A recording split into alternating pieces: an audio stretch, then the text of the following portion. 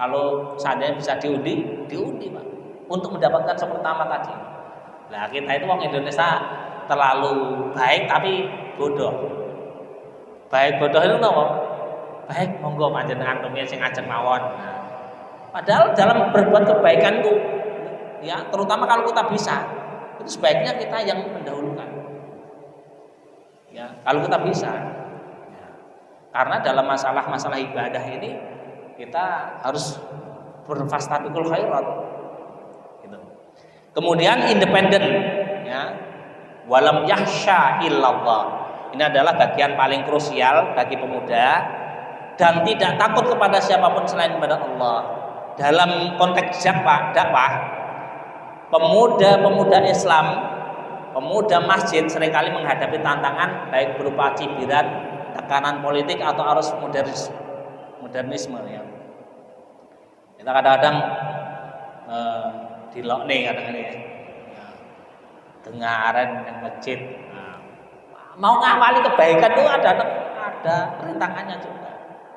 Dengaran yang ngarep.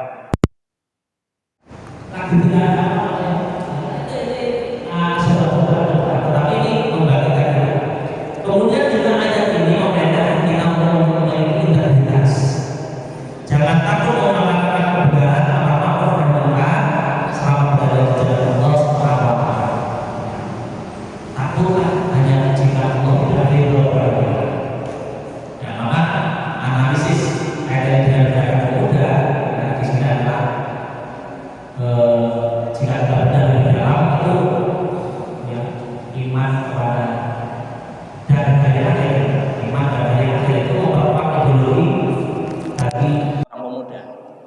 Kemudian yang kedua adalah mendirikan sholat. Ini melatih disiplin ibadah sesuai dengan tarjih ya, minimal itu. Tetapi jangan terpaku dengan itu, minimal. Ya. Jadi kalau ada yang berbeda dengan tarjih, ya jangan disalahkan. Ya. Kan nilai minimal keilmuan kita itu dulu, minimal itu. Bisa ditambah dengan yang lain sebagai wawasan. Ya. Tidak mudah menyalahkan. Mungkin di yang lain itu ada dasar yang belum kita dapati. Nah, seperti itu. Kemudian juga menunaikan zakat. Ini penguatan filantropi dan pemberdayaan ekonomi umat. Nah, pemuda-pemuda sekarang juga harus mulai membangun ekonomi. Ya. Nek umur 40 tahun, urung duwe omah, urung duwe pekerjaan tetap, belum punya penghasilan yang bisa untuk filantropi, ya, atau sedekah dan sebagainya. Ini menandakan masih kegagalan. Umur 40 ya. Sing wis arep 40. Ya. Maka ini dipersiapkan. Pemuda hari ini harus sudah mulai mempersiapkan penguatan filantropi dan pemberdayaan ekonomi umat. Ya. Kemudian hanya takut kepada Allah ini berarti berani melakukan tajdid. Ya. Pemuda Muhammadiyah itu harus berani melakukan tajdid, pembaruan, dan tidak terjebak pada TBC, ya. Tahayul bid'ah khurafat. Kemudian dalil hadis Nabi Shallallahu Alaihi Wasallam, Rasulullah SAW bersabda tentang 7 golongan yang mendapatkan naungan Allah. Salah satunya adalah warajulun qalbuhu mu'allaqun fil masajid, dan seorang pemuda atau seseorang yang hatinya terpaut dengan masjid, di mana nanti tidak ada naungan kecuali naungan Allah Subhanahu wa Ta'ala di akhirat nanti. Salah satunya apa? Yaitu seorang pemuda yang hatinya terpaut dengan masjid, rindu dengan masjid, cinta dengan masjid. Ya, ini ciri-cirinya pemuda Muhammadiyah itu. Ya, ciri-cirinya adalah rindu dengan masjid, cinta dengan masjid. Ya. Kalau tidak sholat berjamaah itu ada yang hilang. Bahkan bagaimana kalau para sahabat terdahulu ketika Rasulullah SAW itu dalam kondisi hampir wafat, beberapa hari gak bisa ke masjid, itu rindunya kepada Rasulullah luar biasa para sahabat untuk bisa sholat bersama Rasulullah. Nah, untuk bisa sholat berjamaah tadi, Rasulullah sampai gak kuat ya, pingsan. Nah, pingsan, gerakan pingsan dan sebagainya. Kemudian memerintahkan kepada Abu Bakar As-Siddiq untuk menjadikan imam. Ya. Nah, ini rindu masjid. Nah, orang yang masjid itu cah pemuda itu ya harus ditumbuhkan. Wa rajulun qalbuhu mu'allaqun fil masajid. Seorang pemuda yang hatinya terpaut dengan masjid, rindu dengan masjid, rindu dengan ilmu. Nah, di situ. Kemudian makna hati terpaut itu para ulama menjelaskan bahwa terpaut di sini bukan berarti orang tersebut harus diam diri di masjid 24 jam, tidak. Enggak seperti itu. Maknanya adalah satu, rasa rindu. Ketika ia keluar dari masjid untuk urusan dunia, ya, bekerja, sekolah, dan yang lain-lain, ia merasa gelisah dan ingin segera kembali ke masjid untuk sholat berikutnya. Menjaga waktu sholat ke masjid, rindu, ya, rindu dengan masjid. Kemudian yang kedua adalah kecintaan pada ibadah, merasa nyaman, tenang, tumaninah, menemukan kebahagiaan sejati saat berada di dalam masjid. Wah, ayam, tentrem, wah, sejuk, gitu. Di masjid itu begitu. Kemudian menjaga sholat berjamaah. Ia selalu berusaha untuk melaksanakan sholat fardu tepat waktu secara berjamaah di masjid. Mengapa pemuda dan masjid? Nah, ini yang disebutkan dalam hadis tadi. Kenapa pemuda dan masjid? Kok gak pemuda dan warung? Nah, kok gak pemuda dan warung? Nah, ini kan ada pemuda warungan. Mas Budi, pemuda warungan. Nah, di sini disebutkan mengapa kok pemuda dan masjid? Meski teks hadis menggunakan kata rajul yang artinya adalah laki-laki, para ulama sepakat ini berlaku umum namun sangat ditekankan kepada pemuda. Mengapa? Ini alasannya, Pak. Kenapa? Pemuda yang hatinya terpaut dengan masjid itu mendapatkan keutamaan dari Allah, dipayungi, dinaungi, di mana tidak ada nama dari Allah Subhanahu wa taala kecuali kepada mereka bertujuh itu. Ya. Yang pertama yang menjadi penyebab adalah masa-masa syahwat. Masa muda itu adalah masa di mana syahwat dan fitnah dunia sedang kuat-kuatnya. Godaan-godaan itu wakeh yang canom-nom kuwi. Godaannya akeh. Jika seorang pemuda mampu mengalihkan energi mudanya untuk mencintai masjid, maka itu adalah pencapaian iman yang luar biasa. Iso ngalahke kabeh tadi untuk bisa ke masjid itu luar biasa. Nah, nek wong sing ning masjid wong tuane wong biasa, karena sudah merasa apa? Dekat gitu loh. Canem kan, wah aku cek suwe umurku cek dawa, ya nek cek dawa. Tapi secara logika kan gitu, masih muda umurnya, nanti masih panjang gitu kan. Nek orang tua kan ya wis 60 tahun, Rasulullah 63, wah aku kurang sedikit, nah gitu loh. Jadi naik masjid itu lumrah itu. Tetapi pemuda, ya kalau pemuda kan menghilangkan mengurangi syahwat tadi untuk dialihkan kepada cinta kepada masjid itu kan luar biasa. Makanya jarang anak-anak muda sing tawadan ngeten iki ya, adan, muadzin, kemudian menjadi imam. Ini kita mau kita tampilkan semuanya pemuda semua.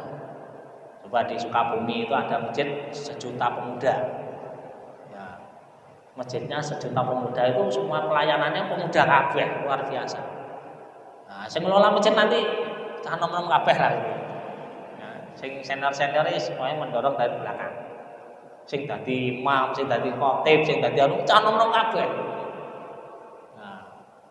Nah, sekarang golek khotib wah lerap ya. Diminta khotib di sini. Wah, stoknya kurang. Nah, misalnya ya. Ini harus diciptakan terus. Kemudian yang kedua adalah benteng moral. Masjid berfungsi sebagai filter pemuda yang aktif di masjid. Ya, seperti pemuda Muhammadiyah akan terkondisikan dalam lingkungan yang baik atau bi'ah solehah, lingkungan yang baik, sehingga terjauh dari kenakalan remaja dan narkoba. Jadi kalau orang-orang yang sering ke masjid itu kemungkinan berbuat yang maksiat itu insya Allah lebih minim gitu loh. Ya, akan hati-hati betul. Tapi nek wis konconane wong gak neng masjidan wis mesti yo akan sedikit banyak akan terpengaruhi. Tapi kalau dia penggerak, pelopor ya, langsung daripada masjid itu insya Allah dia akan melakukan sesuatu itu izin dengan Allah, malu dengan Allah, karena dia menyadari bahwa kita diawasi oleh Allah. Kan gitu. Yang ketiga adalah investasi peradaban. Pemuda yang cinta masjid hari ini adalah calon pemimpin umat di masa depan. Jika masjid sepi dari pemuda, maka masa depan umat akan rapuh. Nah, sing lanjutnya sapa iki masjid nanti? Ya, sing membina umat nanti siapa? Kalau enggak dimulai dari sekarang. Nah, kemudian implementasi bagi kader pemuda Muhammadiyah dalam konteks gerakan mencintai masjid bagi pemuda Muhammadiyah tidak hanya berhenti pada sholat, tidak hanya sholat saja, tetapi juga memakmurkan masjid. Ini peran pemuda ini kan ya. Jadi memakmurkan masjid.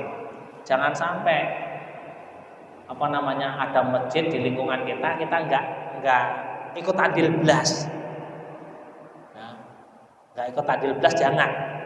Harus terdepan. Ya, di lingkungan kita maupun di milik-milik persyarikatan. Ya, ini. Kemudian tadi secara fisik, kemudian secara maknawi tadi. Kemudian yang selanjutnya adalah keutamaan di hari kiamat. Mengapa imbalannya adalah naungan Allah Subhanahu wa taala di dalam hadis tadi? Dunia ini ibarat tempat yang panas dan berbagai ujian. Orang yang hatinya di masjid adalah orang yang menjaga titik pusat keselamatannya. Maka di akhirat saat matahari didekatkan, Allah memberikan tempat berteduh khusus bagi mereka yang selama di dunia menjadikan rumah Allah sebagai tempat berteduh jiwanya. Nah, nanti di mana di akhirat nanti ya, matahari didekatkan pada kita, itu dinaungi oleh Allah Subhanahu wa taala bagi mereka tadi yang hatinya terpaut dengan masjid. Maka masjid adalah rumah bagi setiap orang yang bertakwa, dan Allah menjamin orang-orang yang menjadikan masjid sebagai rumahnya dengan kesenangan, dengan rahmat dan kemudahan melewati Shiratal Mustaqim, menuju ridha Allah Subhanahu wa taala. Ini yang pertama ya. Jadi pemuda Muhammadiyah harus menjadikan masjid sebagai pusat gerakan.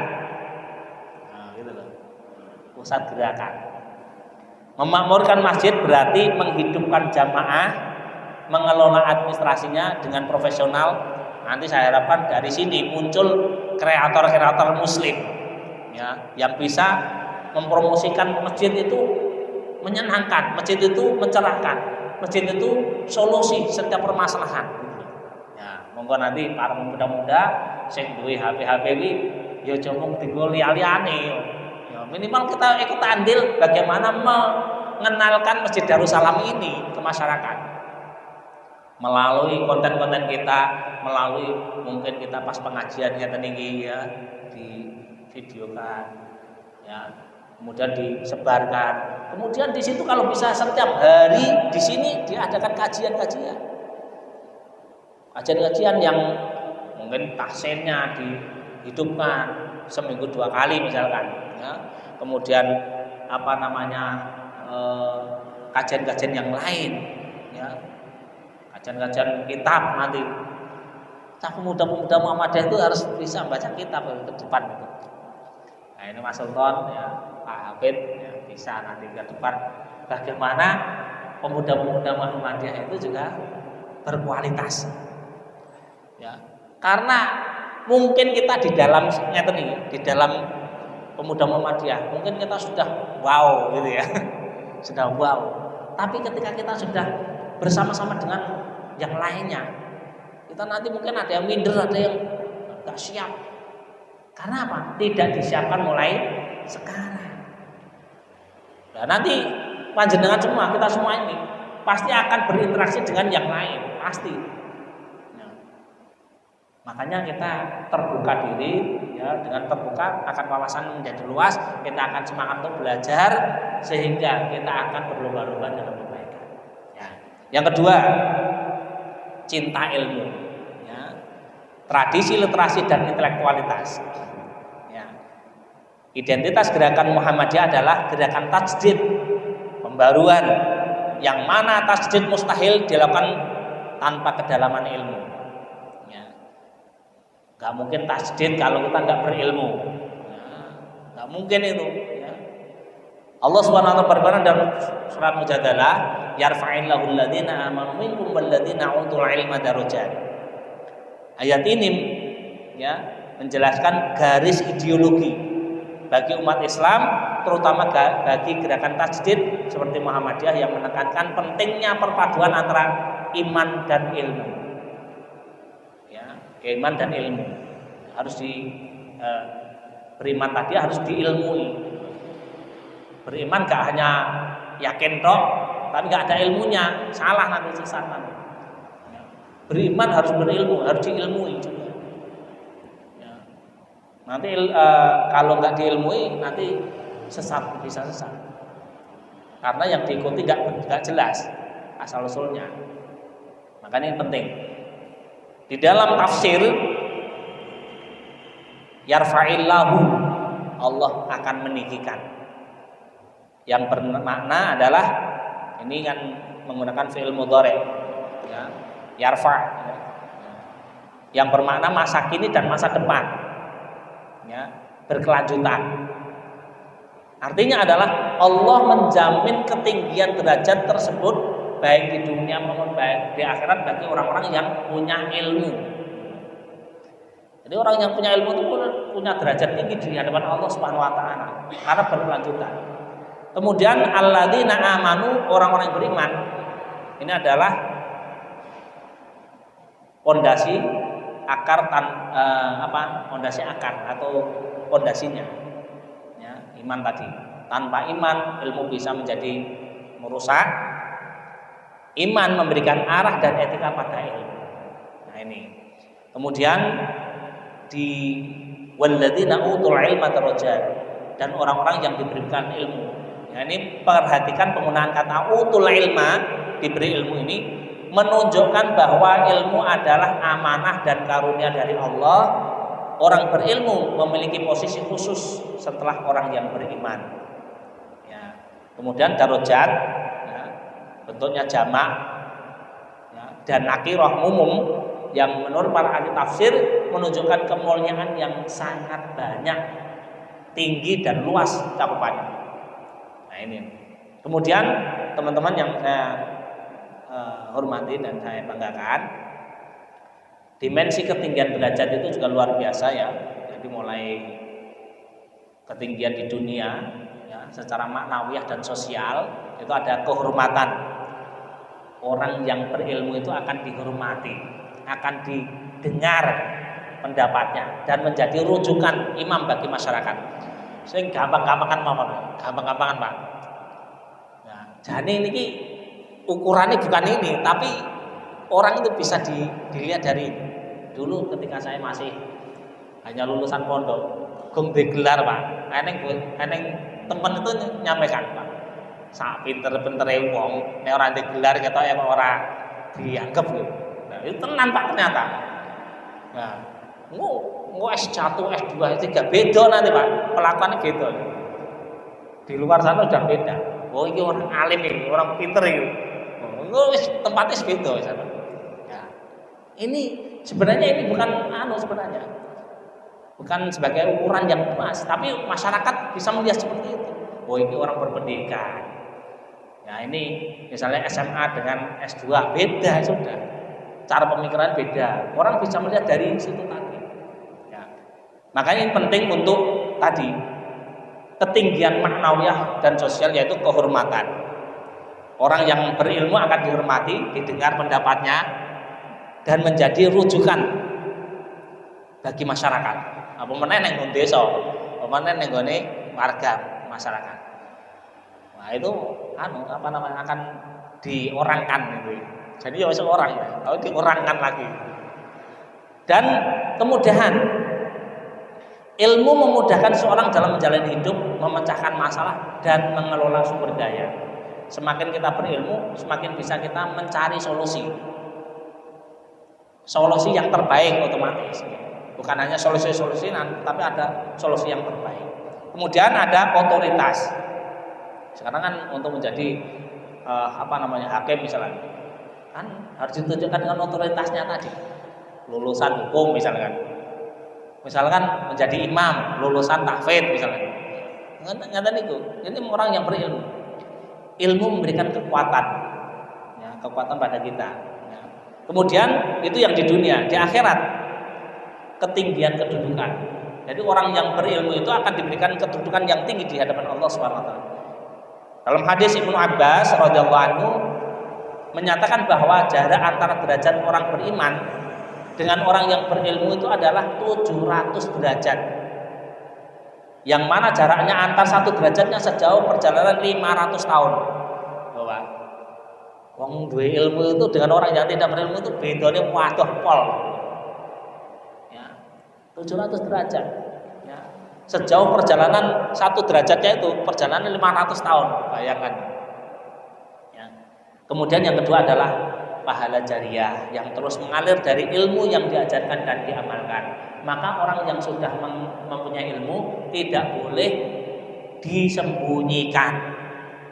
Namanya kitmanul ilm, ini bahaya.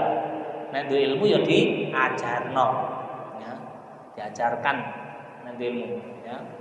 Kemudian yang selanjutnya adalah hubungan ilmu dan iman. Ya. Ayat ini tadi tidak memisahkan antara iman dan ilmu, melainkan menggandengnya, semua dua-duanya. Ya. Iman tanpa ilmu akan menyebabkan seorang mudah tersesat, terjebak dalam takhayul bid'ah khurafat karena ia tidak tahu mana yang benar dan mana yang salah. Ilmu tanpa iman, nah ini akan melahirkan pribadi yang sombong, ya, materialistis, dan berpotensi merugikan orang lain. Ya, seperti apa? Ilmuwan yang menciptakan senjata pemusnah tanpa moralitas. Ini tadi ilmu tanpa iman, karena wis gawe senjata atau bom, nah, tapi jadi ilmu tadi tidak ditandai dengan keimanan, ya udah merusak. Ya. Kemudian apa? Muhammadiyah menyebut ini sebagai ilmu amaliyah dan amal ilmiah. Nah ini. Jadi Muhammadiyah menyebutnya tadi ya, hubungan iman dan ilmu itu berarti ilmu amaliyah dan amal ilmiah. Ya. Jadi berilmu untuk diamalkan dan beramal itu harus berdasarkan tuntunan ilmu. Ngerti Pak? Gak asal-asalan maksudnya. Jadi maksudnya tadi ilmu amaliyah dan amal ilmiah itu adalah berilmu untuk diamalkan dan beramal berdasarkan tuntunan ilmu. Enggak hanya ikut-ikutan ya teman-teman. Masih berapa menit? 5 menit kalau salah. 2 menit ya. Kemudian relevansinya dengan bagi pemuda Muhammadiyah, ya, sebagai organisasi yang lahir dari rahim keterbelajaran, ayat ini adalah mandat bagi pemuda Muhammadiyah untuk satu, melawan kebodohan. Kemiskinan seringkali berakal dari kebodohan. Pemuda harus menjadi garda terdepan dalam literasi dan pendidikan. Nah, pemuda-pemuda sekarang itu harus berpendidikan tinggi, punya wawasan yang luas. Ya. Kemudian yang kedua adalah otoritas keilmuan. Kader pemuda Muhammadiyah tidak boleh hanya mengandalkan katanya. Nah, jangan katanya, ya. Tapi harus terbiasa dengan metode berpikir tajdid, kritis, dan tarjih, menguatkan dalil. Setiap yang dianu itu harus berdasarkan dalil. Nah, pemuda Muhammadiyah itu gitu, alim. Ya. Kemudian apa? Dakwah berbasis ilmu. Berdakwah di zaman modern memerlukan penguasaan teknologi. Nah ini pemuda-muda. Nanti kaitan dengan Mas Azam, Mas Sultan, ya, si pemuda-muda Mas Kuat, Santoso. Ayo dengan media teknologi ini tadi ya, berdakwah bisa melalui TikTok dan sebagainya, mengenalkan masjid ini, mengenalkan pemuda Muhammadiyah itu ya, saya lihat itu masih belum terkoneksi satu dengan yang lain ya. Jadi media-medianya Muhammadiyah Madiun itu belum terkoneksi jadi satu. Misalnya pemuda Muhammadiyah ngadain pengajian itu berdiri sendiri, kok gak ngeling ning gone WP Muhammadiyah sing sekolah yang ngono dhewe, tidak ngeling satu ya. Sebaiknya nanti Madiun itu dilingkan, jadi membuka web Muhammadiyah itu ada kajian pemuda, Aisyah, HW, Tapak Suci, semuanya di situ semua gitu. Nah, coba nanti pemuda Muhammadiyah itu sing tugasnya sebagai AMM ya, jadi pelopor AMM, yang mempelopori AMM, kemudian yang mengakomodir ya. Terakhir teman-teman, Imam Syafi'i ya, man arada dunya fa'alaihi bil ilmi wa man arada al akhirah fa'alaihi bil ilmi wa man aradahuma fa'alaihi bil ilmi. Barang siapa menginginkan dunia, maka hendaklah dia memiliki ilmu untuk mendapatkan dunia ini. Dan barang siapa menginginkan akhirat selamat juga, sukses juga, maka hendaklah dia punya ilmu. Kalau ingin kedua-duanya bisa direngkuh, maka harus dengan ilmu. Maka pemuda Muhammadiyah hari ini, ayo dimulai dari sekarang, insya Allah dirutinkan seminggu sekali minimal kita bertemu. Kalau sudah bertemu, ada ikatan hati. Kalau sudah ada kenal hati, akan muncul program-program ke depan yang memberikan dampak perbaikan untuk umat, insya Allah. Oke, saya kira itu yang bisa kita sampaikan. Semoga perkataan tadi, kata mutiara Imam Syafi'i tadi sebagai penutup bagi kita untuk lebih semangat di dalam berkarya, terutama menjaga gerakan Muhammadiyah ini ya, untuk menjadi penerus langsung dan penyempurna dari gerakan-gerakan kita ini. Saya kira itu sedikit yang bisa kita sampaikan. Semoga bermanfaat. Apabila ada salah dan lupa, itu dari saya pribadi, dan apabila benarnya dari Allah Subhanahu Wa Taala. Mari kita tutup dengan bacaan alhamdulillah doa kafaratul majlis. Alhamdulillahirabbil alamin. Subhanakallahumma bihamdika asyhadu an la ilaha illa anta astaghfiruka wa atubu ilaik. Nasrun minallah wa fathun qarib wa basyiril mu'minin. Wassalamualaikum warahmatullahi wabarakatuh.